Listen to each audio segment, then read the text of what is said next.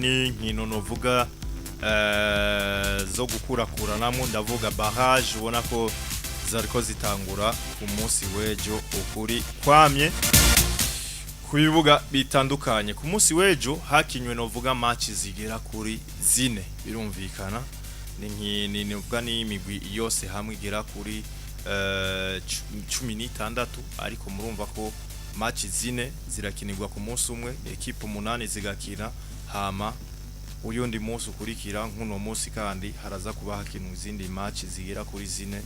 iyindi migwi 8 igasubira novuga igatana mu mitwe ku munsi wejo rero ku kibuga cha Manchester City ni Etihad Stadium equipe ya Manchester City bavuye batsindwa na equipe ya Real Madrid bitsindo bigera kuri bitatu vyose kuri bibiri ariko kurundi ruhande n'urukino rwari rwatanguye hakiri kare isaha imwe n'iminota 45 kuvuga cha Brest bakira equipe ya Paris Saint-Germain baza kuba batsinda ibitsindo bigira kuri bitatu kubusa igitsindo kimwe cha Vitinha kuri penalty ndetse n'ibitsindo bibiri bya Ousmane Dembele bona ko ari mu bihe byiza muri kino gihe rundi rukino rwako rahuze equipe ya Juve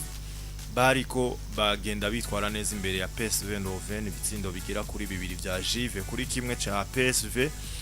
ariko kandi hari muri Portugal equipe ya Sporting Club de Portugal baza kuba batakaza match mu gutsindwa na Borussia Dortmund ibitsindo bigira kuri bitatu vyose kubusa nuko muri rusangi inkino zine za UEFA Champions League za mbere zo ku munsi wejo zagenze duhagarare gato inovuga kuri zo cyane duhereye kuri no match ya Manchester City ku kibuga cyabo bariko novuga bakire equipe ya Real Madrid mu igori rya Manchester City mumenyereza Pep Guardiora yari yashimye gushiramo nyegori wiwe nimero 1 no witwa Deson Morales ariko kandi kuri systeme ya bane batatu ni witwa Manuel Akanji yari kumwe n'uwitwa munya Manuel Akanji yari mu kibuga muri defense centrale ari kumwe n'uwitwa munya Peiba n'uwitwa Natane Arake hama ku ruhande novuga rw'ibubamfu hari Josco Guardiora hama ku ruhande rw'iburyo hari witwa novuga Ruben Diaz nako Ruben Diaz yari muri myugariro Manuel Akanji niwe yari ku ruhande novuga hari anye rundi rw'iburyo hariko kandi hagati mu kibuga hariho John Stones nk'umuri 6 hariho Phil Foden nako hariho ono kapiteni wabo ni Kevin De Bruyne yari kwafatanya n'uwitwa Bernardo Silva basatirizi yari Jack Grealish yavuye agira imvune hakiri kare arasubirizwa na Phil Foden hari kurundi ruhande novuga uwitwa Savinho ndetse n'umusatirizi wabo nimero 9 witwa Erling Brot Haaland kuri systeme yabane nyene batatu ku ruhande rwa Carlo Ancelotti munyegori yari Thibaut Courtois Chouameni na Raul Asensio bari muri myugariro ama Ferland Mendy yari ku ruhande rw'ibubamfu Valverde yari ku ruhande rw'iburyo ari nawe yari kapiteni ku munsi wejo hagati mu kibuga hari witwa Kamavinga hari witwa Ceballos ndetse n'uwitwa Jude Bellingham abasatirizi Kylian Mbappe ku nimero 9 ku ruhande rumwe Vinicius ndetse n'uwitwa Rodrigo ku rundi ruhande mukibona ano ma composition kiki wewe wahise novuga ubona iki ku mpande zose ku mpande zose ku munsi wejo twari twabiciye ko turagerageza ku raba liste zishobora gusohoka turavuga tuti kuri Manchester City twaravuze tuti hariho muri defense centrale yabo hariho ama déchets techniques akunda kuba kenshi ati Nathan Ake yaramaze iminsi ari mu Burundi ati yakize arashobora kuba ko yagarutse bari ko yamugarukanye nta wari avuga ati muri John Stones ko yoshobora kumuzana akavuga ati nawe ujemwo ushobore kuba kumbure ufashanya hariya n'abandi ukaba nk'umu sentinelle hariya kuko uwe twavuga tuti uko biri kose Man City nta byinshi za guhindura uretse abantu atake baje John Stones baje nayo Kevin De Bruyne twarabonye atangura mu kibuga ko yari akenewe n'umwe amenyereza ino nkino kubona Bernardo Silva arazimenyereye Haaland we nta bisanzwe Grealish kumushiramwo hari uwezi takavuga ati turabona yuko ku ruhande rumwe hashobora kuja Savinho urundi ruhande Phil Foden niyo ni impinduka yindi yakoze muri izo mpinduka umuntu yari yiteze hari cyo byakwegeye equipe muri rusangi musi weje muri rusange vyarayikwegeye gose ku ruhande rwo hagati mu kibuga nivyo kumburengira ngo umuntu aza kuvyinjiramo turiko tuyaga nabi reka twinjire kiki yabajije ati ukibona liste wacibone niko nakubwira tureke gusimba ngo byarayikwegeye urumva turaza kuvuga uko izo liste zakenye mu nyuma mugatanga uko twazibonye maze kubibona nabonye impinduka zibaye umuntu atari yiteze bamwe baje mvuga nti numukoca niwa abamenyereza niwa ubushoboye ariko kutabonamo Phil Foden atangura umuntu arashogira makinga ariko niwa bibona ko Jack Grealish uraje ko kenshi adakunze gutangura mu kibuga aho niko kwa Man City ku ruhande rwa Real Madrid hoho nta gitangaje cabayemo igitangaje twari tukize kuva kera ni cyacu na Asensio aga muri defense centrale sino la liste yakinye ikunze gukina ni yakinye kuri hariya kuri Atletico Madrid yari nkinye ntiyahindutse uretse Ferland yagarutse kuri Frank Garcia kandi bari abakinyi nyene rero vyumvikane ko kuri Real Madrid ntagi tangaje cari kirimo byari byitse dukora abakinyi batangwa mu kibuga Ive we no liste wayibonye kwiki muri rusangi bon jewe nkibona liste zibiri ubwa mbere bwo hose nabonye ko umwe wese yagerageje situkuri Ancelotti yagerageje gukora ibishoboka mu vyafise avec les absences z'ama blessures nk'inyuma wabona ari bijyanye nebishoboka cyane ko ijya partnership yiwe ya Chouameni na Raul Asensio c'est muri défense centrale hari ukuntu itakinye match mbi cyane contre Atletico igitsindo kimwe naco nyene cha penalty byari ibintu bisanzwe kuri City nabonye umuntu witwa Pep Guardiola avuga ati nyimba mazige mfise ibibazo muri defense reka ngerageze nshiremwe abo mfise bose baba sinzi ko ari mu defenseur we yagomye hanze mu bakomeye bose yashize mu kibuga Guardiola bubamfu akanje buryo urumva ntagifise Walker ntafise uwo yaramaze imisi agerageza n'ujya mushasha umwe Mateus Nunez nawe urabona ko byamuroka byaramujabuka cyane kajya kana nako ukabona yuko imyaka ahitamwo gufata umwe muri defense centrale amutwara iburyo kuko yarazi ko yagaruye ake na Ruben Diaz nimwe mu partnership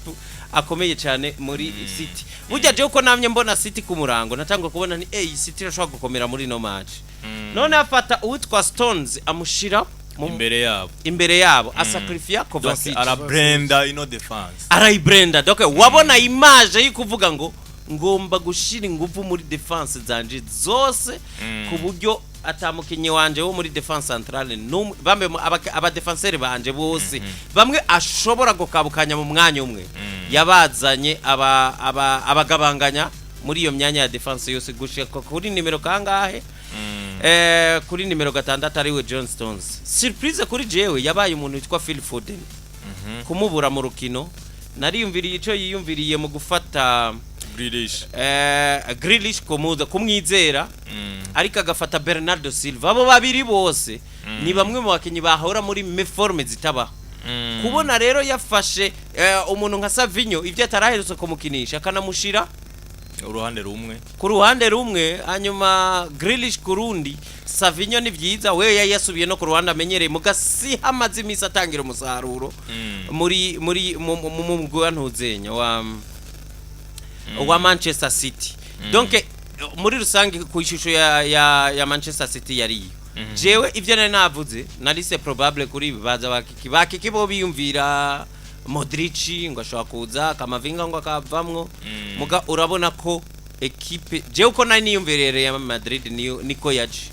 twaraduta kuri Ferland kubera ivyo vy'imvune mugabo urabona equipe ya Real Madrid icashoboka ya Raul Asensio Chouameni iburyo Valverde byavuzwe cyane je nari nafatiye ku maliste probable nubwo hari abantu bavyumvira ukundi nkakiki na Komebo bariyumvira ko uwitwa Modric ajashobora kuburamwo muga uravye Modric kuva sezo itangura ntabwo ari umukinyi Ancelotti yizera muri 11 biwe no wa mukinya kina amamaci yaho abandi baruhutse ukaraba rero Chouameni hamwe nande na Dani Ceballos imbere yabo Jude Bellingham yaragomba gukomeza mediane cyane ko Kamavinga ego na Dani Ceballos imbere yabo Jude hanyuma ku mpande nta gihinduka bari Rodrigo nane donc ikintu kuri Real Madrid nta kintu kinini cyahindutse wanashima naba ibinyamakuru nka vyose byagerageje ku predicting liste probable ubona ko vyabitoye kuvyerekeye rero image ya liste uko je nashotse ndabibona narabona nyene nararomanse ico kintu Guardiora ko yagombye gusudira cyane donc baratinyanye muri rusanga abamenyereza kuko umwe yarakomeje defense undi no ngakuri Real Madrid urabona yuko yagizemwo ukubrenda cyane kuko aba babiri Ceballos na Kamavinga ni bahora bahurira mu kibuga Kamavinga na Ceballos ni bahora kandi avuye mu image rero yaba ejo naragerageje no kubigaruka ko impamvu ndiko ndasigura impamvu iyo shwa bakiki biyumvira Ancelotti impamvu iyi ari yo shwa nziza kuri we urabona imbere yuko Kamavinga babara ni nyuma yaho batakaje Toni Kroos umukinyi mwiza yabigerageza muri bariya bose urumva bara tanta Fede Valverde bakatanta Chouameni yaba defenseur babo bakwiye tanto hakaza uno Kamavinga niwe mukinyi wenyene omwe abarusha gukina neza hajya kuri gatandatu mubashoboka abantu baragaruka ku mahera yakunda kujya muga en general yariwe amaze kugenda haca hazu witwa Dani Ceballos basanga bikina neza kumurusha rero kugaruka kwa Kamavinga yari yiyumviriye kubahuriza mu kibuga bose kiki kubera iki umenya yuko abo bose nubwo bamugaragarije umwe imbere y'uwundi ko bashaka gukina heza bose n'aba nimero 8 nukuvuga kuhagumiza umwe kuri gatandatu uwundi agaca kina muri poste yiwe ni avantage atibagiye kiki ko yifitiye trio d'attaque atacifashe inyuma umva yarafise inyungu yugusuda muri mediane abo babiri bose atiyumviriye kwicari kumwe na cancane kwazi ko afise ibibazo muri defense kandi afise attaque idafasha ikintu na kimwe mu kuzibira muri Real Madrid ubona ko arico yagendeye ko kandi yari shwa nziza cyane kuri Ancelotti ya créer triangle novuga ko ifise base ifise novuga ko yasonga y'imbere triangle avuga ati aba ba sentinelle bacike babiri ariko habeho umwe nka Ceballos tuzi yuko ashaka kudugara imipira ariko na ma instruction yuko caguha avuga ati ego ndazi ko wewe uri mu box to box ariko ico ndagusavye nka Ceballos sinifuza yuko ushobora kurenganya ligne mediane ibindi birekere Jude Bellingham ashobora kubikora rero kuko yavuga ati defense yanye ndazi yuko imeze nabi ugatambuka kuguru uja muri kan ya Man City uzobutaye ikintu gikomeye ati rero nico tubashizaho ko Modric wona umuntu kunyaruka ikibigora niyo myaka erega nta komba iri physique nini nuko igice ca mbere carangiye ku ntsinzi ya Manchester City gitsindo kimwe ku busa cabonetse ku ruhande rwa Erling Brot Haaland kuri combinaison nziza cyane gose Jack Grealish ahereza umupira Guardiora hama umupira au pansha gato inovuga na poitrine kuri Erling Brot Haaland nawe aheza aratsinda hari ku ruhande novuga rw'ibubamfu ni gitsindo ubona ko cabonetse ku munota wa 19 ariko novuga abantu bibaza ko ari origin ariko kabuza akantu gatoyi ngo novuga origin igaragare imbere yaho gatoyi novuga hari hamaze novuga kuba habusha uburyo bugera kuri bubiri gucyonye ku ruhande rwa Real Madrid kino gice ca mbere ishusho yaco yari ya Real Madrid ni si wabafyinase kumbure kuko ugiye kuraba n'ama occasion Real Madrid yarabasumbije mu gice ca mbere Man City ariko ako karyo bagakoresha neza imbere yuko City ronke gitsindo ku munota wa 17 cha Erling Brot Haaland vuze kiki byarashoka ko City Madrid yayikuba ifise nk'ibitsindo bibiri minimum par rapport ya occasion yaronse hakiri kare sinzi impamvu byoroshe cyane gushika mu igori rya City muri ino misi ariko ni navyo Madrid yakoze ntangazwa nuko Madrid ntayibenyereye muri buriya buryo ubundi ekipe ya mbere iri clinical imbere y'igori ncaca ifise n'abataka bazi kubikora ni ekipe ya Real Madrid occasion rero nka ziriya imwe zibiri kuzihusha zose wabona ari kintu gitangaje kuri Manchester bambe kuri Real Madrid tuvuga uko rero ni nako Manchester City yoyo tari bwana kubaganire imbere y'igori rya City gushika baronse kiriya gitsindo ca mbere ariko kuri image y'igice ca mbere kandi twarabonye yuko ekipe ya Manchester City Real Madrid bagombye kubarekera position rimwe na rimwe nibaza yuko image y'igice ca mbere cyose wabona ari Real Madrid biro groupa bagaca bagiya counter attack kandi zikunda zigenda zikaresisa zitandukanye na zimwe Atletico Madrid yagira biratandukanye na image ya match ya Atletico Madrid na Real Madrid kuko Atletico yoyo yagira block bar igiye mu ma counter attack bikayigora gushika mu gori rya Real Madrid byoroshe kubera Madrid hari ukuntu yaba yazitiye neza muga ejo warabona yuko counter attack Alonso zishobora gushika mu igori rya City byoroshe hagera umwanya ni nayo image ya match yejo kuko kiki nk'iminota 10 ya nyuma kuko bongeye iminota 4 guhera ku munota wa 40 twabonye Madrid ivi nyuma itango ija muri temps yayo habaho temps faible na temps fort igice ca mbere nka cyose uretse ziriya uretse nk'iminota 5 ya mbere Madrid yagigahusha intuze biriya bitsinda kuva nko ku munota wa 5 gushika ku munota wa 40 twabonye ahanini Alonso ari City igumana umupira Real Madrid ikasa no kumengo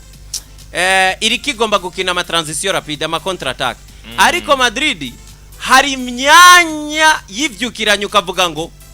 turahevye byo kugenda kugira ubu rero tugomba ukabona nyene ko bagize objectif y'ikugomba kuja kurondera igitsindo ari nawe wacu usanga possession nabo nyene bace bayigarurira ni image y'impera z'igice ca mbere rya minota 5 ya mbere kuva ku munota wa 44 bongeye ko wabona ko Madrid bariko bararondera igitsindo hasi hejuru nibaza yuko image y'igice ca mbere kuri jewe ari iyo kiki mu gice ca mbere ni twavuga yuko Real Madrid yahaniwe amakosa yakoze imbere ya City yo kuta concretiza kuko kuta concretiza no vuga uburyo baronse canke nyene ni Manchester City nyene yabasumbije bigaragara uko City uravye nyene yatanguye iyi ni match benshi bari biteze bavuga bati City iri faible kuri Real Madrid ariko Real Madrid iri faible inyuma benshi bari babizi umuntu wese bivana ngene yateguye uravye urukino rugitangura abakinyi ama match menshi urukino rugutangura uravye muri 10 minutes za mbere imigwi bikomeye kenshi ubona umengira atinyana hari utinya uwundi kumwataka uwundi akavuga ateka ndabe ingene uyu atangura kwinjira muri ben match rero icyabaye kuko ba Bernardo Silva bakiri frais Jagrilisha kiri frais ameze neza nubwo acagira imvune ukabona aba John Stones kimeze neza muri le 20 minutes za mbere ko igitsiro cinjiye muri 19 minutes 19 minutes vyumvikana igitsiro cinjiye warabonye yuko yari nka counter attack ibaye habaho erreur yande ya marquage biba nabi uwitwa Guardiora binjiramo hagati arinjira indani habisantro ramuha arawukora ko Patrice ramuha Haaland atera mu igol harabayeho ugusamara muri marquage ya Real Madrid rero ivyaciye biba ni wa muntu avuga ati reka ndabe uyu technique nzi w'ivyo yateguye babona batsinzwe igitsindo kimwe warabonye yuko après 20 minutes Real yacitangura kwataka cyane gose irataka batangura avuga ati babantu tukabana yatugira gucyanye bagashiramo icya kabiri kuko Man City kuratembereza umupira premier mitara tembereje umupira ariko baravuga ati uko biri kose rero dutangura gusora vya muzinga vy'iwacu ya ma transition rapide bagira warabonye Portugal yakubise Vinicius warabonye ama débordement kwa kuta Rodrigo hariya vyumvikana barashidutse baravuga ati baradutanguje igori reka rero turabe ntibashiremo ikintu twaga twogishiramo barabanirwa mu occasion menshi City ndavuga muri les 10 dernières minutes za premier mi-temps City ari kurasufra ariko urasufa cyane gose rero vyumvikana Real Madrid barasamaye premier mi-temps bashiduka habaye iyo marquage mbi bashiramo igitsindo baravuga ko turasamara baza kugaruka ariko ama occasion ntibayakoroketiza nabone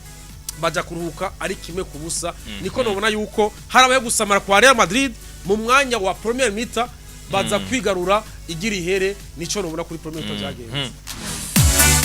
Igice ca mbere cerera equipe ya Manchester City gitsindo kimwe kubusa ariko habonekamwe imvune ya Jack Grealish asubirizwa novuga na Phil Foden ni remplacement poste par poste ariko kandi novuga tacho yishe ahubwo seru y'abakinyi seru y'ukungena abakinyi bari mu bihe byabo wabona yuko harakunguko nibwo witwa Jack Grealish ari we kumbure novuga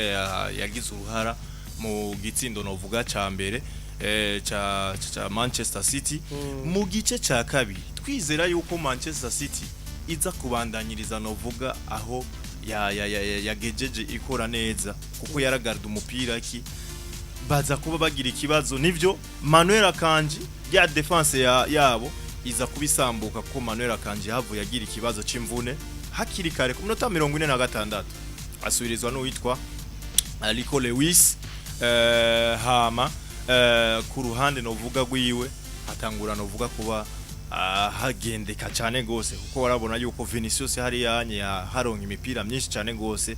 ari nako rero uwitwa Kylian Mbappe ku munota wa 60 yahavuye aronka ikitsindo ca mbere yari kufra novuga yatewe mu nyegore novuga arawugarura hama Mbappe aza kuba novuga ari positionné neza hama atereke umupira hariya ni umupira ubaza kuba winjira ni gutyo rero hari naryohewe nuko muri Champions League umurundi wa mbere yatsinze igitsindo ni Mbappe Murundi ni Mbappe yatsindishije Mbappe yahavuye atsinda nivyo wari umupira ubona ko yarateye yarawuhushije ariko umupira ukubita kandi umupira yawutora neza wari kuduga hejuru oya ingene yarawukubise ntawo menye ko byari kugenda kandi atawuteye nawe no naba bara nabahiga kuko urazi impamvu ndakubwiye ko utokonfirma hari agafoto bafatanije ijya position yateyemwo bafatikanya n'igitsindo cambe yatsinze mu gikombe c'isi meme image byose byagiye kuba yararyamye gendo rabe neza uze kuraba kuko nimba kubya kubisa umupira gutyo ntigaba ari ubwa mbere no bwa bigize barabikunda kubigira no muri Paris Saint-Germain barabigira igitsindo ciza rero ca Mbappe ku minota 60 kigarura novuga equipe ya Real Madrid mu rukino ariko baza kuba novuga babandanya match impinduka zigenda zihinduka hake yarasohotse asubirizwa no witwa Kovacic hagati Haaland aza kuba ronka igitsindo novuga ca penalty ku ruhande rwa gwikosa novuga Ceballos yakoreye Phil Foden bikora ko Real Madrid hama match irabandanya ku munota wa 80 uwitwa Brahim Diaz yarasubiriye uwitwa Rodrigo Brahim Diaz ku munota 80 nako ku munota wa 86 uyumvire Manchester City ku munota 80 niho batsinze igitsindo ca kabiri ku munota 86 Brahim Diaz arakigombora yarasubiriye Rodrigo nako yarasubiriye nivyo Rodrigo ahawe pasi na Vinicius Junior hama ku munota wa 84 uwitwa Jude Bellingham aza kuba marira ibintu kuri pasi n'ubundi ya Vinicius muri kino gice ca kabiri Yves ni giki cakoroze cyangwa ni giki cagoye Manchester City muri rusangi gushika naho yisanga iri mukangaratete nkakajyanye kuko warabona neza yuko hoho no muri minota 10 yanyu nako minota 10 yanyu bahaje gutsinda kiya gitsindo ivyo gukina bace babiva Kiki igice ca kabiri City yanyeretse ko ari City tumaze imisi tubona City tumenyereye muri no misi City Alonso yo ku match ya PSV Eindhoven match ya aho ishobora kubifise victoire kananirwa kuyigarda ari Sporting PSV Eindhoven bagombowe bine Sporting batsinda ibitsindo bine urakoze match ya Portugal yabereye muri Portugal ngomba kukubwira aho bari bafise victoire d'abord image ya match yande match ya Paris Saint-Germain aho baba bafise ibitsindo bibiri bakinye na Feyenoord ego urakoze cyane urakoze gwe ni Feyenoord nakanzwe no karizo muri Hollande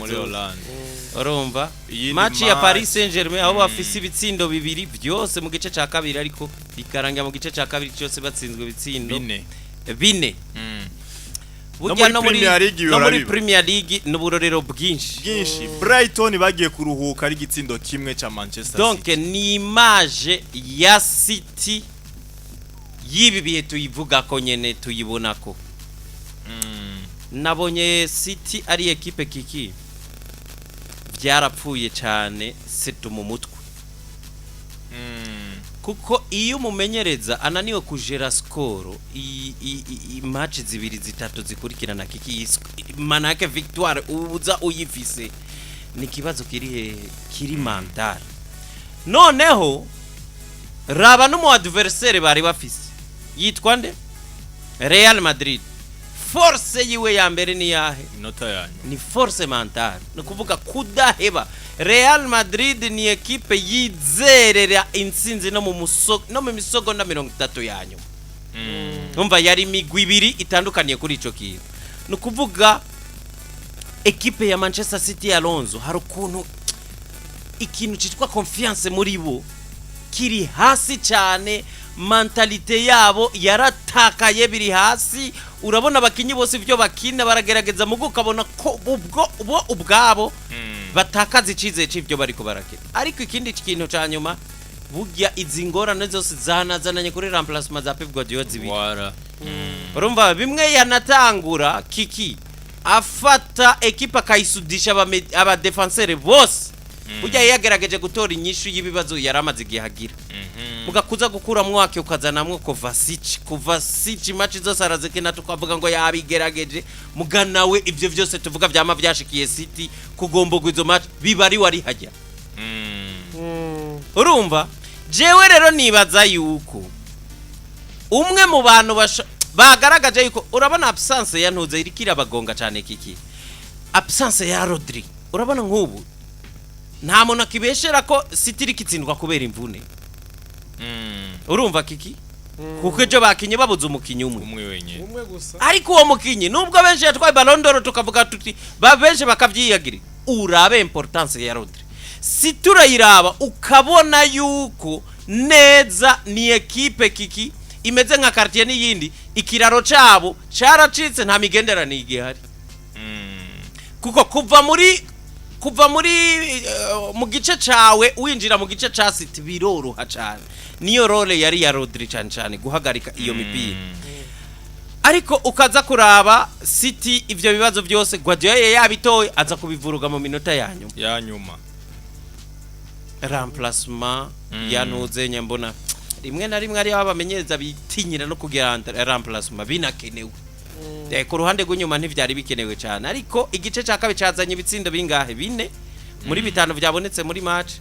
ni na image twitezemwo bijya rujya rukino kuko Alonso twese twari tuzi Madrid kwigwaye inyuma ariko City twari tuzi yuko ari equipe imaze igihe kiki yigwa ari ibibazo byinshi irapermete ibitsindo byinshi surtout mu gice ca kabiri donc ibitsindo bitatu kuri bibiri au sifflet final nta muntu numwe byatangaje wabona yuko ni equipe imwe ije yifite ibibazo byinshi Madrid nivyo turaza kuyigarukako kwitwara neza kwa abakenye babo binyuma babigerageje buriya paraporo yabo babuze nta wari yiteze bijya byonyene ariko kandi Manchester City yasuye kutwereka ko ari equipe irabitsindwa ikananirwa kuzibirira n'ivyiza yatsinze bikarangira bibatekurukanye kiki Manchester City ni equipe yatanze novuga kwinjira novuga donc kwizera intsinzi kuko kugeza ku munota wa 85 equipe yari ifise ibitsindo bibiri kuri kimwe surtout novuga ubona ko yagerageje novuga ku profitana nayo maherere ya Real Madrid ibaze wewe wagumye batanga kutsinda muga birangiye ari wewe utsinzwe tuvuge yuko no Pep Guardiola byamunaniye kuko nubundi ivyo yabigarutse ko haheze no vuga ni match nyinshi cyane gose bimamaza ariko aratsindwa muri buno buryo uno Pep Guardiola aracari wa Pep Guardiola nyene twoguma tugaruka ku izina giwe twoguma tugaruka no vuga ku buhanga bwiwe canke nubundi aramaze kutugaragariza yuko nubundi gwego gwiwe wasubiye inyuma cyane gose ku buryo novuga atacizere yoba gitanga muri equipe ya Manchester City. Ico novuga ntanguye kuri iryo jambo hereje ko cyambere no kubwira ni Pep Guardiola aracari umumenyereza akomeye ku isi. Akomeye mwiza kandi akomeye ndavuga mu buhinga bwiwe. Reka ndabikubwire. Hama ico no kubwira ikibazo afise ni effectif yiwiwe. Ibintu byose biragira intango n'iherezo. Hari gihe umuntu ashobora kuba muri novuga yuko sinzi ko nita declare ariko uno munsi urabe match ya City na Real Madrid ngene yari meze. Kubona aravuga ati Kovacic kumukinisha. Kovacic ngene bimeze ndamubona numukinyi kumbure numusantinera ariko arasa akantu ko kwiyibagirwa sanga gumanya imipira niyo nyota yo gutsinda rero ariko Real Madrid wapi Stones menyereye Stones nubakeya depuis 2016 amuzana avuye muri Everton rero avuga ati uyu izi match nkizara zimenyereye uyu numuntu umusantinera ashobora kuzana nafasa na defense kuko na defense uyu ntakizera cyane gose arazanye na attaque warabonye après vers la fin ya premier mi-temps warabonye umukinnyi ariko arasufra n'uyu ni akanji yagira hwere urumva Vinicius agumaca hariya rero ikintu yakoze yavuze ati ndabona akanji nkamugumizamo nshobora kugira ikibazo kuko ndabona yuko ntari capable yo kwareta Vinicius acavuga ati reka ninjize akana hakiri gato ko karanyaruka ariko avuga ati nta yindi shwa mfise kandi yari yanababaye kandi ntiyavuye mu kuri shwa y'umumenyereza oya yarababaye ariko yababaye mu nyuma navuze nti wowe uvuze ngo nabona yuko ashobora kuduteza ikibazo kubera yarababaye hama mugumizamu avuga ati uyu ntishobora kumugumizamu Vinicius ngaha yoronka n'igitsinda reka ndamukureye yinjiza umwana akiri muto rikore wisi kiki ntiyabaye shwa yavunitse baramuramplace kuvuga ngo wowe uri kubivuga nko kumengo ni shwa ya Pep Guardiola oya si shwa umva avuga ati yababaye kandi urumva erega harabona babaye aravamwe ariko harabanga yabaye gose cyawagize iki urabandaya ariko uyavuga ati reka avemo kuko uya Grealish avuyemo kuko Grealish yishe n'ibindi bibazo yishe n'ibindi biharuro kuko ari ivyo yaramwitezeko rero ikintu caciye kiba ariko Luis arinjiye nta yindi shwa arafise wowe uraba bakinya afise Ruben Diaz ama meforme arimwe Nata Aki avuye mu mvune wasigaranye harya ni Josco Guardiola ameze neza John Stones nawe n'umukinyi ngaharakuze muri 30 kandi amaze imyaka myinshi ararushe Bernardo Silva uno munsi Bernardo Silva nakiri capable yo gupersa acengeme vyo vyakera duga imbere sinzi ko mwayibona imipira yose azarasubiza inyuma kubera iki ntakiri capable yo kugira rero ikintu cabaye irya deuxième mi-temps première mi-temps les novuga les 10 dernières minutes za première mi-temps City nakubiye ko ari kurasufa rero bagiye kuruhuka ivyo bavuga ati warabonye iyi equipe irakinika rero tuyigurukane kabisa barakina ariko gusa Real Madrid ico yaje igira yakore kuri ya ma transition rapide yabo rondera Mbappe rondera Vinicius ivyo navyo aba Ruben Diaz bare kuvuze ngo Guardiola n'umumenyereza akomeye iki ni giki cyo bacarabuze kugira ngo ahagarika ayo ma transition dusigurira impamvu uri kuremeza yuko kugeza uno mwanya witwa Pep Guardiola ntagishobora gukuraho yuko ari umumenyereza mwiza afise umuguno munsi utamupemerta kuba wa undi nyene akiri umugwisi mwiza ide ya Kiki na itahuye gusa hari ico yakuyemwo Kiki yagombye kuvuga yuko ibiye Pep Guardiola arimwo bitamukura kuba ari umumenyereza mwiza mu mateka donc kandi ivyo ni erega ico kintu Kiki ico kintu wowe uvuze bakibajije Ancelotti après match uravye uko uzi Pep Guardiola igiyaga cha Pep Guardiola nibibazo arimwo wo muhanuriki urumva ico kibazo fata nawe ibibazo byose City rimwe ya Guardiola ucufata nivyo tuzi mu mateka ya Guardiola bacha bazanchero ati wewe nk'umumenyeza mugenzi wo muhanuriki yishuye ati nta mpanuro nimwe wo Pep Guardiola kuko numumenyereza wa mbere ku isi ariko kiki hari ikintu kimwe akuyeho numumenyereza wa mbere ku isi ariko aca mu bibazo yaburiye solution kurushangira ngo umumenyereza wa nyuma ku isi ariko byose biva ku ruhara rwiwe nivyo ndiko ndakubwira nti numumenyereza wa mbere ku isi par rapport y'ivyo yaciyemo mugabo uno munsi uravye ino saison ukunirikira mugendekera ari mu bamenyereza babi ku isi nivyo ndiko ndavuga babi wifatije kuki kuri no saison uno munsi nanda kubaze inga gato wafata Ancelotti akamuha Man City irashobora kubanza none Man City nimbi gute kiki nsigura ingene Man City rero kuko era utaretse mpeze ayo maraso mashasha n'amaraso mashasha ariko arayashira uno munsi yazanye Omar Marmoush yamushize mu Alonso uri ko tuyagisha nabi mureka defende ide yiwe hanyuma turaza navuze nti reka mureka kuri deuxième mita sivyo urabona izo mpinduka yaciyagira arinje rikore wisi nta yindi show afise John Stones harageza ahantu avuga ati ingenerewe n'ibintu bimeze hariya ndabona yuko Nataake avuye mu mvune reka ndabe yuko no mugomboza hama Stones urabwira ngo usubire inyuma ko Kovacic asubire hariya kugira ngo sinzi ko hari ikintu mwabonye hagati mu kibuga Bernardo Silva Kevin De Bruyne muri après 10 ou 15 minutes za deuxième minute batakaza imipira ntibagaruka ngo baze kugira ngo kusubira inyuma kuko nibarika bari barushe niyo myaka yiwabo bari na fatigue yiwabo ukabona yuko Real Madrid kirataka gose du acavuga ati Kovacic ngo uraba yuko basoga banyuwe umuriro bariko barataka gucyanye ariko nawe nashokogara wari wenyene mu gihe Bernardo Silva ataza mu gihe De Bruyne ataza niho wabonye muri ya minota yavuze ati De Bruyne ingo uveyo ndiko ndakubwira yuko uno munsi City ni squad afise irarushe do irakuze ivyo rero ku managing abantu nkabo urashobora kuba managing ku bwenge bw'iwawe ufise aho ushobora kubona uno munsi bahagaze impande yande ya Real Madrid ingene Phil Foden yavuze ati nta kundi kafata ibintu mu minwe arashobora guperesa aracenga wabonye igituma penalty yabaye ni excès d'engagement kuri inde kuri Kovacic kuri Ceballos kuko bavuga ati ife ko dutsinda hakiri kare iyembi partage kudadufasha tubatsinda hakiri kare ije excès d'engagement yagize kuko ni kosa bora yuko itari nakenewe rero akora ija penalty ariko babaze gutsinda biri kuri kimwe wabona kuri Real Madrid iguma kuri ya ritme nyene yataka babandi bo hagati mu kibuga biranka aravuga ati uko biri kose rero Marmoush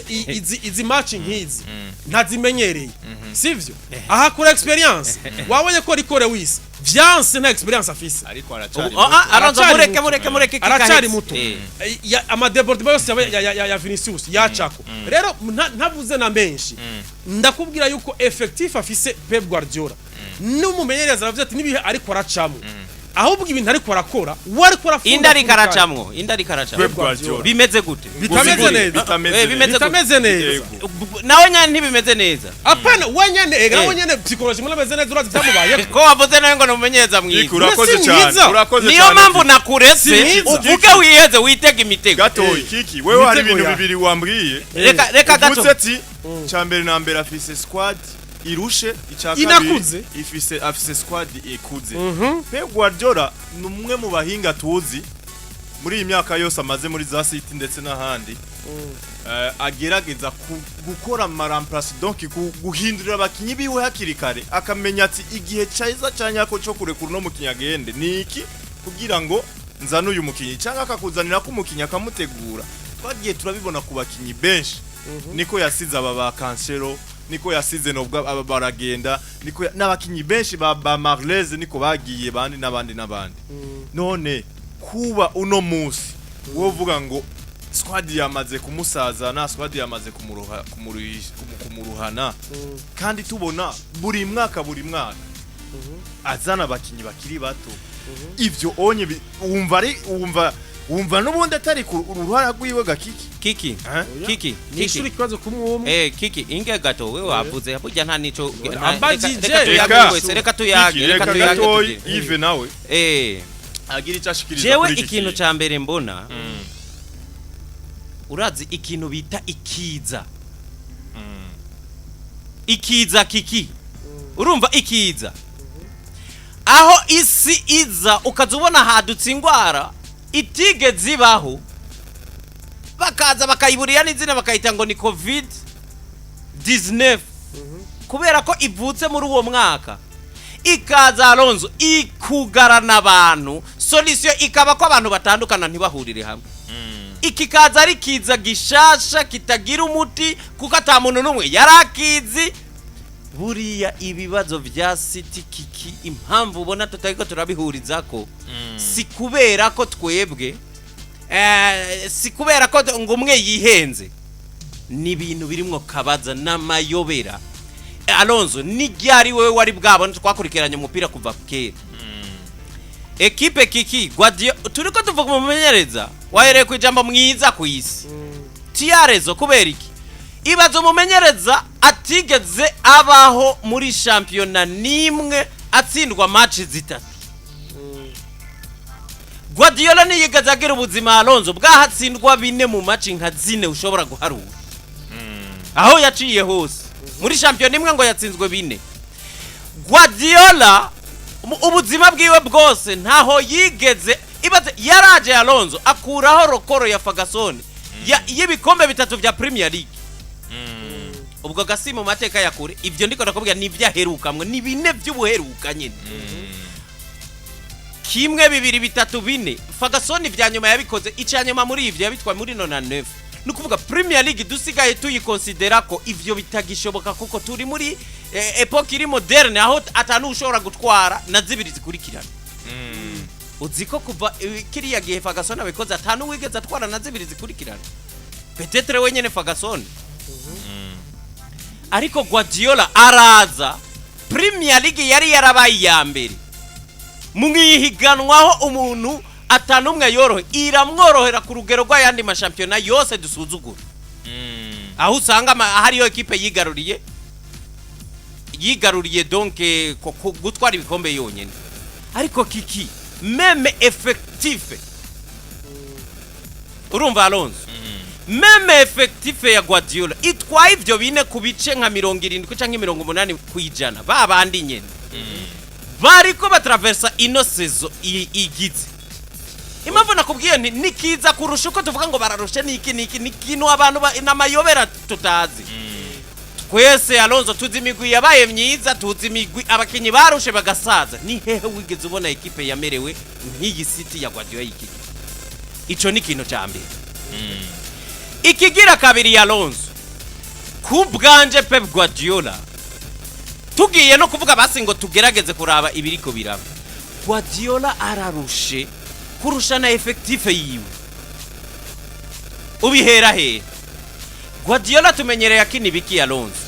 Guardiola no mumenyereza wa filosofi ya possession ariko kandi akaba umumenyereza wa filosofi ya pressing siko uno munsi ivyo bibiri byose birabuze muri City ashobora gukina match bakamukubita possession ari match ya Paris Saint-Germain kuko na possession ntayo yaronse muri match ariko ya rabu kuntu bagogwa no kugira iyo pressing ya pressing yiwe imwe twari tumenyereye kuva kera urumva nukuvuga uno munsi City no muri recuperation biriko birayigora cyane ivyo bigaragaza iki Alonso identity y'umumenyereza yatakaye nukuvuga ubushobozi bwa Guardiola kiki nubwo mu defense ngo mwiza duhereye kuri we Guardiola nawe nyene mu gutsindwa kwa City hari kintu atagishoboye ariko kandi kiki twese twarabonye kuva kera ko mumenyereza arashobora kuba mwiza hakagera igihe bikanka ariko omwe Alonso muri effective umumenyereza wese vyanse twama tubona hariyo elema zisigara zikora ikintu kimwe ari maje yiki yo kuvuga ngo umukinya ashobora gukora difference ku gatwe kiwe bivuze rero ngo kiza kiri muri City mugiye Guardiola ta solution afise no mu kibuga bakinyi na solution bagifise urara wabidondaguye uraraba Ruben Diaz si Ruben Diaz tumenyereye uraraba Nathanael Ake ugasanga siwe akiri hariya akanje ugasanga siwe tumenye mu myaka 3 iheze none waja n'imbere gatoye ukagenda kuri image ya Bernardo Silva bo karabaye waja kuri undi wagarutse ko ninde Kevin De Bruyne ni image rero y'abakinyi ba City donc kiki Guardiola simwizi cyo ntiwo kibesha kuko nta match nimwe mu za City ziherutse duherutse kuba obo tukavuga tutabakinyi Alonso barataye bararushe baragize nte mugabo akaboko kumumenyeza twakabona nta iyo image ntaye duherutse kuko kuboko kwa equipe ya Guardiola kubonekera muri ya possession no muri pressing ya pressing yiwe ivyo byose byarabutse ahora nitwibagiye agwaje umukinyi Rodri hafi ububiri ko bibasezo yose Alonso ingaruka mbi za Rodri uko twozivuga kose n'umukinya akomeye mugabo kutaronka solution ya Rodri naco kira kugaragariza yuko umumenyereza nawe yarushe ibaza umumenyereza ku rwego rwa Guardiola siwe yamuguza mubona yamuguze biri yamufasha tubibona nkuko ari umuntu yamuzanye azicaje gukora hajya ariko urabuze na solution urabuze n'ubundi mukinyi n'undi mukinyi wo transforma kugira ngo akine biki ndikomera ku buruhe bwo mumenyeza kurusha ubw'abakinyi urumva kiki kubura iyo solution ya Rodri nawe nyene bigaragaza ubushobozi buke Guardiola asigaye afise hanyuma ugacuza niwe mumenyereza wambe yagize recruitment nyinshi cyane bivuze ngo agize nyinshi kurondera solution muri groupe yiwe yamaze kubona ko solution muba yahorana nta bariko baramu umusaruro nta Rodri afise Kevin De Bruyne nakiri Kevin De Bruyne peut-être imandi zinizo yabagutse ariko nabo bashikiye mu bihe nk'ivy'abaha basanzwe donc bashikiye mu bihe nk'ivyabo City sanganywe niturabona reaction ya Marmush kandi tuzi cyo yari karakora hehe mu Budagi niyagishika mugaye inkino sinyeki match zine zine umaze kureagisa niko nakubwira ni ikimenyetso homwe sinzi kutahura niyagishika kiki ndavyumva kandi umutega imitego mugabo ikimenyetso twereke ko City ari cyo itanguye harakasura gatanguye guhinduka none Savinho hari gihe byamufashe kinini peut-être mvuze Marmush niyo mpamvu vuze ngo nihagishika ariko hari inde wundi hari novuga baba Kusanov hari Nico Gonzalez wewe amaze gukina match burya ntiyari kuri bench raba yari mu bakinyi bari disponible yanse kumukinisha bone nubwo yari yababaye raba match yarayikiniye ejo bundi kubabara ni kimwe kuja mu kibuga kavuga ati ndamukinisha uyu mukinyi ni risk ubufashe kiki inga nakubwira ikintu reka gufata umukinyi urabona iriya mvune yagize kuri Leighton kujya gusohoka simvune hari umukinyi avunika mu rukurikira gaca disponible iyo bari imvune ya Alonso ntibibaho kubera kaya nagashoke gato zisanzwe ugasohoka mu kibuga hama ukavuga ati ndashogira entraînement hama ukaja no muri liste hanyuma bikanga kukina mu gihe avuga ati birakenewe hari amariske badafata hari amariske badafata kune pas perdre le joueur du moya bunini inga ndamukumiza kuri bando touche ariko mu gihe mbona yuko bikeneye kwa kina ndamukinisha umviriza ndakubwire woshira umukinyi kuri fedo match bidakeneye kwa kina bidakeneye kwa kina mu gihe bikenegwa gute none ntibyari bikenewe ntiyaje kuri bando touche nta kina byari ejo bundi yaravuye mu mvune kiki jewe yaravuye mu mvune dutahuzanye nagutahuje ikintu wanse kucuma nakubwiye ntitandukanya Alonso umukinyi yagize imvune akamara imisi adakina n'umukinyi yagize ikibazo c'imvune mu rukino urukurikira akaba ari disponible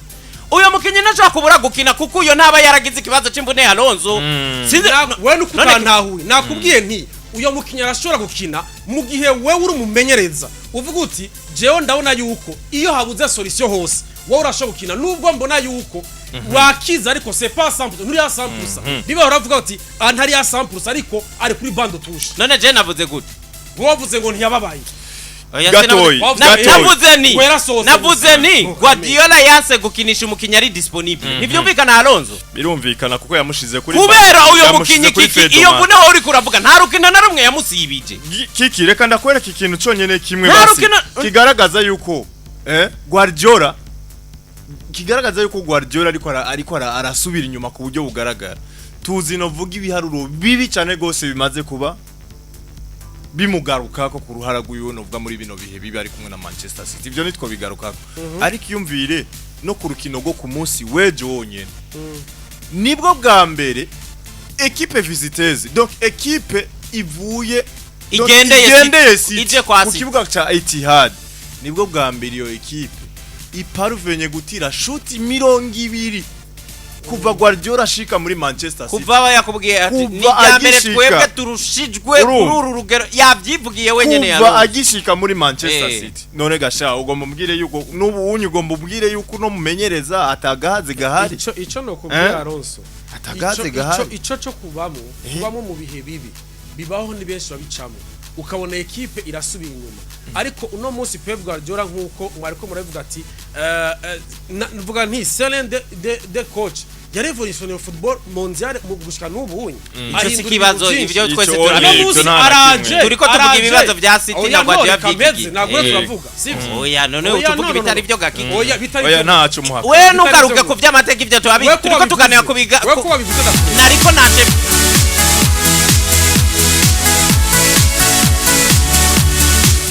nuko ni Manchester City rero unovuga hari anye bitayikundiye ni equipe novuga ya Real Madrid yavuye novuga itahukana intsinzi ku munsi wejo novuga hari anye ni homme du match ku ruhande rwanyu Vinicius canke uno Jude Bellingham ku ruhande rwanyu bagize Vinicius niwe kumbure novuga ubona ko yoba yagize match nziza gusumba uko mbona hari ibintu nyene bicanga vy'ama omdi match hari igihe uvuga uti naka yakeneza ko Vinicius vraiment irahite decisive muri ya match wabonye ama débordement yagira wabonye ingenda akuta ku mapoto nawe yagashije match yes arama occasion menshi yananiwe ntibikuyeho ko na Bellingham hari occasion un contre un yananiwe na gardien ivyo nibishika ariko Vinicius kabisa irahite decisive muri iyi match wabonye n'igitsindo ca kangahe ca kabiri igitsindo ca kabiri aperdo bar yagize nziza akubita umupira awutera mu igore arawukuramo Ederson Hama Brahim Diaz arongereza ku bwanje Vinicius vraiment yabaye decisive muri ino match yitanze gose nibaza yuko ngakumburenga ngo ayamajambo ariko ravugwa yavuga ati kanitanga gute nubwo bitakunze ko atsinda ariko yitanze cyane Vinicius yakwijije pass decisive zigira kuri 13 muri no phase y'ama elimination direct aho borere yaciye arenga uyitwa Lionel Messi ariko abigize no vuga kuri match 50 zonyene uno Vinicius Junior kuri phase z'ama elimination direct donc ata utinjiye no vuga mu utinjiye no vuga mu ma knockout yani nibiharuro vyiza cyane nibiharuro vyiza cyane bikwerekana wewe kuva ashitse muri Real Madrid ukuntu umusaruro wari mwiza ariko bikakwerekana contribution yiwe muri uwo musaruro mwiza wa Real Madrid bona rero ko nibiharuro vyiza cyane yarenze rokoro yande ya Lionel Messi ibaze nawe umuntu abakuye rokoro yiwe kandi azwi ko cyane ico kintu cyo gutanga ama passes decisive nibiharuro vyiza cyane penalty ya City mwayibonye gute ko novuga hari imyidogo itari igikomeza kuba imyidogo Madrid nya ntibazoreka kwidoga umunsi n'umwe mu kijya vraiment bari nayisubiyemo ubona ko yari penalty mengo yakomengo hari inyuma y'umurongo bijya nibabyihenda ko agicenga yinjije ukuguru kwa droite muri spade de réparation ukwa gauche agicenga akimuseka mu mbavu ukwa gauche kwa ku murongo wande wa spade de réparation Man City urumva vyumvikanye ni penalty nimwe mvuga nti Real Madrid ivyo bintu rakwiye kubihagarika kuko ibi ntibitanga honor ku mugwi nka Real Madrid ko igihe cyose wa muri kuratsinda cyangwa utsinzwe wamugaruka ku barbitre nico nagico gituma no munsi abarbitre muri la liga bashaka no kuhagurukira bavuga ati abariko baravogera ubwe mugani wawe nyene mbona bamaze iminsi umwe ngo bana bafitiye n'agashap bari severe cyane kuri Real Madrid kabisa mugabo urabona nako kantu nyene kuko Madrid ibiri kiravugera cyane ku kibuga cha Etihad hari icapa hari igitambara kinini cyariko kirazunguruka sinzi ko mwakibonye cyari cyanditse ko novuga amajambo stop crying roba yarangiye Stop amajambo crying what ibintu bya batireka kurira voilà reka kwiriza stop crying your heart out donc reka kurira uganya cyane gose donc bashirako Ballon d'Or ya Rodri bifatiye kuri rya kamere ya Vinicius ariko kandi bigafatana na kujya kuntu nawe na groupe yiwe ya Real Madrid yose batigeze bemera yuko Ballon d'Or Rodri yarayikuye rero Pep Guardiora yagarutse aho ati peut-être ko Vinicius Junior kiriya kintu camumotive cyane gose sino yamushimagije cyane gose avuga ati sino numukinyi no vuga ari incroyable numukinyi ari incroyable oya byari bikomeye cyane abafana ba City kabisa bari bamwiteguriye nabonye hariyo n'umufana ye yazanye Ballon d'Or kikibumbano bati nyimba wumva yukiri itari ya Rodri twaguteguriye gwawe twari umva byari ibintu by'ugucokozanya uwitwa Courtois we niwe yavuze ngo bamubajije kuri kijya kintu nyene avuga ati sinibaza ko Vini yatawe ibyari byanditse kuko nta Congereza avuga ati peut-être chance ni ko bamwande kuko nta reaction yigeze abigira ko n'abakinyi bijya kenshi banayibabuza iyo match nkaziya zihari kuja ku marezo social ubumenyi ko kiravugwa kuko match nkijya harimo ibintu birakreya amatension rero nk'ibyantu dibaza ko tararabizo ngera kuba yitwengera agira iki mura yuko ari match iryoshe kabisa rero kutiga araho bifasha ko mu Kirundi bavuga ngo biragatsindwa byagize akamaro uri abakinyo baratino bafisukuru bameze yewe niga kuzobona uzi Congereza kabisa urabona Aguero Alonso ni imyaka yabaye muri City kuva 2011 ahavuye cyane ntavuye mu 2012 2020 kuko finale bakinye na Chelsea yarahari 2022 2020 yaragihari ariko bakubwira ngo niwe mukinyi wa mbere imyaka 10 aracagogwa n'Icongereza ku rwego rumwe rutaba abaratino bagora none Messi yavuye mu Faransa nta na bonjour yagiye yaputse urumva uno musi muri America aracatanga interview mu Espanyol urumva mu Espanyol n'abantu bafise umutwe n'ururimi bigoye cyane kwakira izindi ndimi badasanzwe umukinyi Valverde bariko baramuhayagiza cyane gose umukinyi novuga w'igitangaza uyu yahaye novuga Ligue des Champions Real Madrid umwaka uraho akina nk'umukinyi w'umuheriye w'umufueri urumva aratanga Ligue des Champions kuri Real Madrid akina nk'umukinyi wo hagati kuno munsi ariko akina Ligue des Champions no mwaka akina ku ruhande rwa nimero 2 ati byukuri naho byakabaye ku mukinyi akina ama post 3 kandi akagerageza nubwo ko yakina ikintu ahubwo gishasha nabonye kuri urya muhungu n'umuntu ari calme ku buryo mu kibuga bamwibagira urazi yuko aba yikorera ibintu byiwe hajya kuri kabiri yitekanye ukamengo n'umukinyi wo kuri kabiri nyene uziko n'amamonte yayagira nibabonye gore haki naza tentative ziwe agaragaza kegera igora agasanga ariko yisanga muri bya bini kandi ataco yononye ikintu kibaho muri equipe yose uri umumenyereza ukagira chance yo kuronka umukinyi ari polyvalent abari ikintu cyiza kuko kiragufasha iki kigufasha hahandi uvuga uti aho vyanse hose ntagira umuntu ubwira ati wewe genda harya ijya kiki ni choix de force urazi impamvu Alonso sini hari umuntu numwe yarazi yuko Vini yo hakina bambe ntuze erega wowe iyo uvuze ngo umupolivalent ni kwa kundi ushobora kuja kurokrita nk'umukinyi hari abakenye Alonso urokrita uzuti uyazomfasha ha ariko kuri kaya Valverde umenye ko ari bimwe byo kwihweza ngo mubonsigaranye ninde omwe yoja hariya ariko gacuta omboro gasanga nyene rahagokiniye neza niyo kaya ntuzenye ya Valverde ahubwo Alonso hari ikintu twebwe tutaganiriye kutatuganirije ko cha remplacement nuko twace tubijamwe mu mpari remplacement ya kandi na kariya kani match yakananiye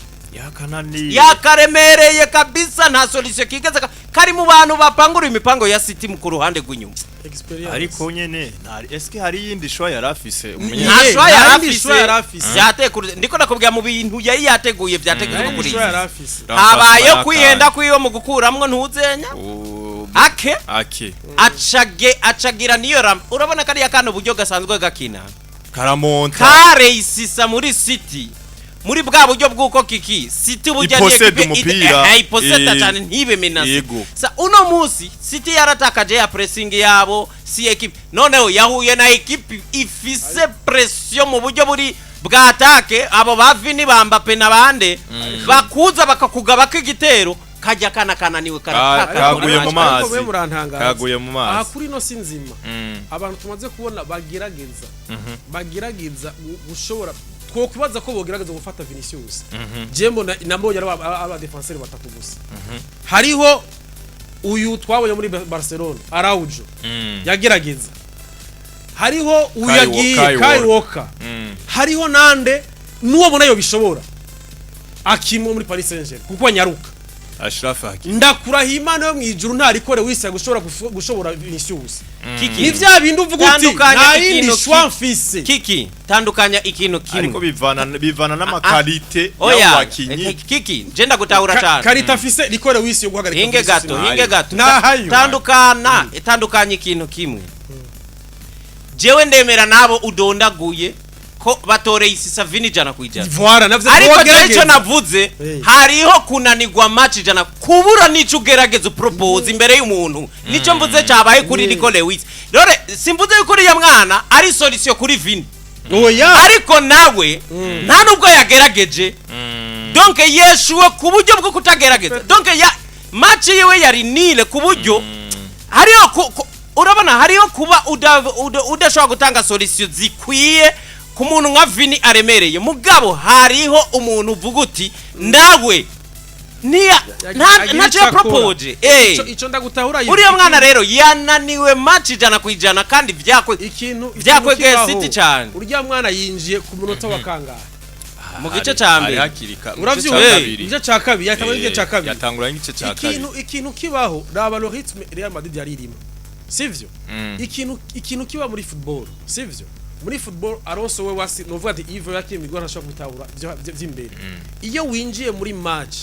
wewe sato prendita kwinjira muri be ya match ihuriranye babandi bamaze gushuha ivyo wewe biraguperturba parce que umwe yamaze ninko novuga yuko fata nkuko wewe umundi yamaze kudemara we nawo ni ukidemara kumushikira biragoye mutaha biragoye rero umwana kwinjira muri match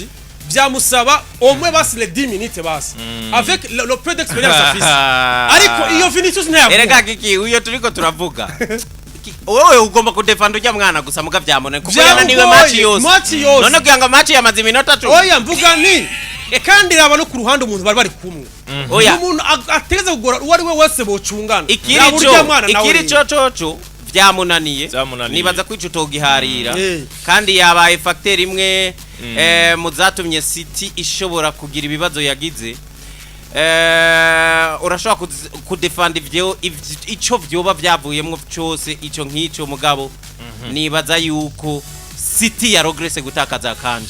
reka tuve kuri runo rukino tubabwira yuko Kylian Mbappe nawe novuga hariya yamaze kudepasa umufaransa mugenzi we witwa Thierry ari ku bitsindo muri Ligue des Champions kuko yakwijije ibitsindo 52 mu ijoro ryakeye witwa Kylian Mbappe n'imyaka novuga mike yafise aracabudiko je navuze ni ku myaka 25 mvuga yuko Kylian Mbappe kuja muri Real Madrid hariho amarukoro agiragire cyane uno munsi urabona haciye no match angahe na 3 agenda ratsinda chaque match byumvikana no munsi agiye kubata amarukoro menshi kandi ku myaka mike kuko n'umugwarimwo uramufasiri nuko match retour ni Mondwiza ni ndwiza bitohera ni Mondwi kurikira witwa Antonio Rudiger azoba yagarutse mu kibuga birakekwa azoba arayagarutse mu kibuga ashobora kuba yagarutse nkuko amahirwe ni menshi yo kugaruka mu kibuga nkuko nivyo ntuza kuvuga nkuko ushobora kuvuga ati Antonio Rudiger aragarutse nk'iyo Brazil yagize hari abamenyereza bamwe avuga ati match jewe narayitsindiye à l'extérieur ubu ndi Santiago Bernabeu wewe Rudiga nkagushiramwo Rudiga uramuzi ko atari umuntu yireserve ushobora kwitanga na Haaland urabone ko Haaland atoroshe Brazil hagaruka uko vyogenda kose ikagaruka ameze neza kinini Rudiga ategerezwa gucigwa mu kibuga ndagwe example ni nkiye yagize ubwoba kuri Alaba avuye mu mvune pidinane avuga ati uri fit ariko ndariko aramukinisha uri kuvuga ngo iki ndiko kuvuga ni iyi match retour Rudiga bavuze ati arashobora kuba ni doubt ari doubtful ni doubtful donc baramukekera mu yaba yoje uvuga uti ari 100% nta muntu yo mushira hanze mvuga ni numumenyereza sho kubika erega kiki hinge ndakubwire nakijya cugushikiza umuntu nubwo wa chance kuri ntuzenya kuri Nico Gonzalez bijya Alonso byuko umuntu akira agashikira ku ntebe biravana n'igihe amaze muri Brazil 20 jours kuri ntuzenya kuri Rudiga biragoye kwa zoza ngo umubone kuri fedo match ilsifi nko muri weekend imwe gusa ukabona nka Chouameni asubiye gukora ibara azoca afata Rudiga mu shiri impande yakajya kana cyane Alonso ariko tugaruke no kurujya mwana tugaruke mu mwana performance ujya mwana mu minota 90 yakinye yagize duel zine zose arazireisisa tackle zibiri zose arazireisisa urumva agira dégagement zibiri urebuka imipira novuga twase twahaguruka tuvuga ngo ni goal ariko mu peti tugasanga yanyere tugasanga yakuyemo imipira urumva akubita tackle y'umukinyi wanyu nyuma wo mu defenseur imwe irabareisi yita ku mupira novuga ra ubroka umwe hama reisa novuga imipira ibiri kuri ine novuga iva kure cyane gose novuga yerekeza mu izamu rya Real Madrid uriya mwana by'ukuri ni match ya mbere yiwe yo kugwego go hejuru yadukinye match nziza ndetse no kuri Atletico Madrid yarasiki match ahubwo je cyane ntangaje icana ntangaje yiyoyo nimwe do preference kuri nahora nabona mu kibuga iyo agiye gusinya imyaka 5 novuga muri Real Madrid uyu mwana nabonye nata ibi mufasirita umwana ni muremure mwana urabona ngene yahanganye na Haaland ni mure namubonye ahagaye na Haaland niyo nacenja kuraba ingene areba uyu mwana 1m84 ni muremure rero kandi ni umwana hasi imipira yo hasi amataka yarakumye amadiwar aérien arayagira rero mvuga uyu mwana ari complet nubwo Ancelotti umenga ni babatama bamenyereye uvuze ikintu gikomeye abantu bakera umuntu aragaruka kiki akibaza ati naracibajije la fois passé ngiyango ravyiba uyu mwanya barako bamugiranya na Ramos jewe nataka kumwita Ramos nkimubona uravuga uti kubera ko umumenyereza twebwe kika abantu bo kwisi ugahagara mu Burundi ukabona ikintu mugo ukabona kumengo Ancelotti we aracakidutako umuntu amugirisha imyimenyerezo umuntu yamukuye muri academy akananirwa kubona kuri gushika no musi twe tukamubona mwe bwo bushobozi akabuprova ijoro rimwe irindi match 10 ariko kagoma mudutako buri uriya mwana uriya Ancelotti misi yaze yatweretse ko Rudiga gakomeye nibe na Chouameni bamukinira hariya Chouameni gatanga nagira ngo risha terme yo mu ngisi ngo gutanga ibiharage urumva Alonso gukora ibara muri defense nyene bigava mu gitsindo twe iwacu twavyita ngo gutanga ibiharage ariko ukumva yukuri ya mwana ni preve yuko ni yindi preve kiki yuko Ancelotti abana ntaberekwa ni image reka nuko tuvuga kuri Asensio ni image yande ya Arda Güler nande na Endrick bari abana nikanga yabatakuje mu kibuga bakavaho bataksinze gitsinda kijya gisigura iki uno munsi wewe hari ikintu woja kuganiriza umutama w'imyaka 70 sivyo hama ugahura n'uwundi mupapa afite imyaka 45 wewe uwo mugambi waganirije umuntu wa 70 kugira ati ivyo c'est impossible parce que mentalité ya kera fise yuko ibintu bitari realizable hama wawundi wa 45 wamubwira uwo mugambi akabona ko ari umugambi urashe umugambi ushobora gushika kuri nivyo Ancelotti c'est la vieille école avuga ati jewe nta risque mfata y'abana menyereye vya bindi umukinya ari complet afise experience ni washobora kumpa ikintu babandi kuvuga ngo jewe mpere hasi nduza umukinyi buhoro buhoro ivyo bintu kuri we muri mentality yo nikirimo niko bimeze bo Alonso kimwe cyatunze aba bana kinabatunze burya Florentino Perez akunda abana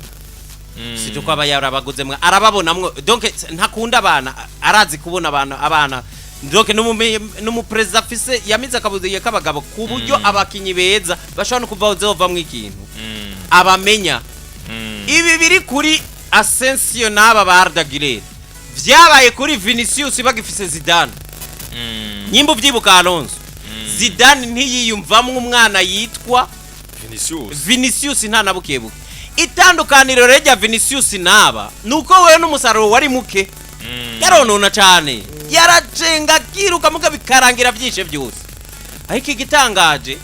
Florentino naho yama bakomeshereza rero mu kurondera umwanya bano bana akwima recrutement kuri ujya mwanya hajya se papuriye muri uku kwa mbere yaza kumugurira mu defenseur yavuga ati ndamumwima azorondera solution sange n'ubundi ni Raul Asensio kandi azazomuha umusaruro kandi uwo mukinyi wogenda kugura afise ubwego nk'ugwa Raul Asensio wo muguranga uwo muguranga erega niyo philosophy Barcelona babarushiriza bizera abana babo ariko ni naco kintu bababwira umumenye wibaza ko Hans Flick ari uwabo nuwo muri La Masia bambe nuwo muri philosophy ya Barcelona baravanze muga bamushiramwo ko ico coco ategerezwa kuciyumvamwo ko Barcelona yamyira muri gwana bande na niri academy yabo uyu mwana Real Alonso ikintu nabonye gishasha kuri we ari naco catumye ngira ngo uvuga uti niyo match yiwe ya mbere nabonye kiki ko nawe yabonye yuko ari kakina ibaze uwitwa Chouameni kuyobogwa n'umwana uriya mwana hari ahantu yagaragaza yuko atizeye Chouameni akaza kugira intervention muri zone yi cyane sinzi nyimwe wibuka umupira Haaland yateye yego acara kubita tackle yo kunyerera acatera iriya tackle irokora umupira muga uravye yavuye Chouameni niwe yari hafi amuvuye inyuma kaja mu rundi rumwe nukuvuga ngo wese ndakwizeye nta nico wokora ngaha ntavyikoreye birapfa nije mu defenseur central ni jewe wewe kari gakigaga kina muri zone zose ijya zone rabi gitsindo ca mbere ca Manchester City Chouameni yari he Chouameni yagiye no vuga ata poste yiwe ni ya markage nakubwiye ujya mupira wa mudundiki inyuma yiwe mudundiki inyuma hama baca no vuga ku ruhande rwa Chouameni uriya mupeti basanga ari kure cyane gose